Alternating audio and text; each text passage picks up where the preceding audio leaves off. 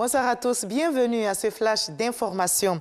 La République ne les oublie pas suite aux attaques terroristes. Les populations de Kafolo-Théouni ont reçu la visite de la ministre de la Solidarité et de la lutte contre la pauvreté, Miss Belmondo Dogo, à la tête d'une délégation. Leur a fait des dons en vivres et non-vivres d'une valeur de 45 millions de francs CFA. Elle a exprimé la solidarité du gouvernement aux 15 localités impactées par les manœuvres terroristes. Explication de Léon Bro.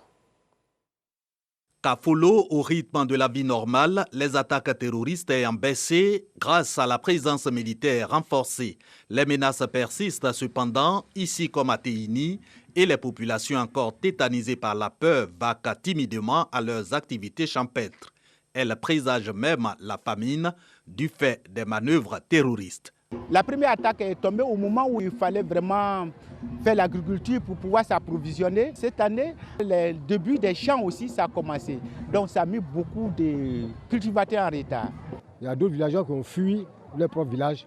En tout cas, la famine va régner l'année prochaine dans ces zones-là. Avec son collègue de la communication pour leur traduire la solidarité du gouvernement, la ministre de la Solidarité et de la lutte contre la pauvreté remet aux populations vulnérables de 15 localités des 2 régions sœurs du Bunkani et du Kyologo 40 tonnes de riz, 5 tonnes de pâtes alimentaires, 2400 litres d'huile, 10 cartons de tomates et 300 nattes, valeur globale 45 millions de francs CFA. De quoi soulager les bénéficiaires. Sincèrement dit, je suis beaucoup comblé, je suis beaucoup content que l'État nous soutienne. Et ce n'est pas la première fois. Ça prouve que l'État ne nous a pas oubliés, parce que la population a souffert. Et si le gouvernement s'est souvenu de nous, on ne peut qu'applaudir des 2 mains. À Kafolo, la ministre de la Solidarité a aussi assuré aux localités impactées par les attaques terroristes des appuis et soutiens continus du gouvernement dans la vision du président Alassane Ouattara d'une Côte d'Ivoire solidaire. Engagé sur la voie de l'édification d'une nation solidaire, comme le veut le président de la République, son Excellence Alassane Ouattara, une nation qui offre les mêmes chances à tous ses enfants, surtout aux plus vulnérables, le gouvernement exhorte l'ensemble des Ivoiriens à s'engager dans ce élan pour faire de la solidarité une valeur nationale. Dans cette optique, je voudrais féliciter les familles qui ont spontanément accueilli d'autres familles impactées par les attaques et qui depuis leur offrent gîte, couvert et réconfort. Comme appui de son département à la lutte contre le terrorisme, la ministre de la Solidarité annonce des rencontres régulières avec les jeunes et les femmes pour adresser la question de la pauvreté. Les orphelins et les veuves sont aussi mis en lumière. Ce mercredi 23 juin, l'heure est dédiée, c'est leur journée. L'ONG Lumière d'Espoir a marqué l'événement de la commune de Trècheville. Les ministres Nassene Batouré et Claude Danho-Paulin ont pris part à cette journée de célébration des veuves et des orphelins. La ministre de la Femme, de la Famille et de l'Enfant a réitéré l'engagement du gouvernement ivoirien à travailler au bien-être et à l'épanouissement des veuves et des orphelins dans notre pays.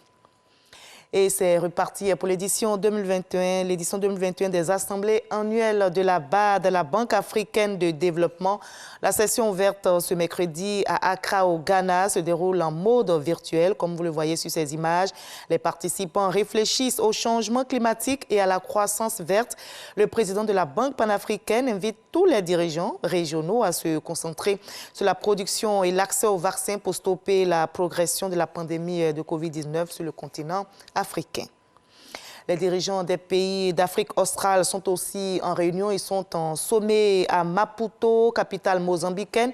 Ce mercredi, ils se sont accordés sur l'envoi d'une force régionale d'attente au Mozambique pour aider les autorités dans leur lutte contre le terrorisme et les actes d'extrémisme violent au Cabo Delgado. Pas de précision pour le moment sur le calendrier et la composition de cette force. Ils ont par ailleurs rendu hommage à l'ancien président zambien Kenneth Kaunda, décédé jeudi dernier, père de l'indépendance zambienne, militant panafricain.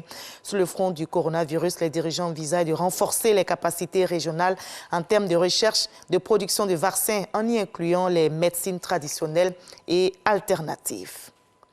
Madrid a fait un grand pas en direction des indépendantistes catalans. Le gouvernement espagnol a gracié les 9 dirigeants incarcérés après la tentative de sécession de la région en 2017.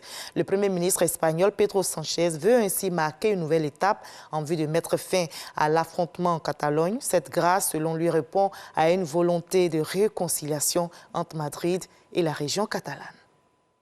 Et on va se retrouver à 20h pour la grande édition, mais juste après ce Flash Info. Suivez l'info régionale pour avoir toutes les nouvelles de nos régions ici en Côte d'Ivoire. Allez, à tout à l'heure à 20h.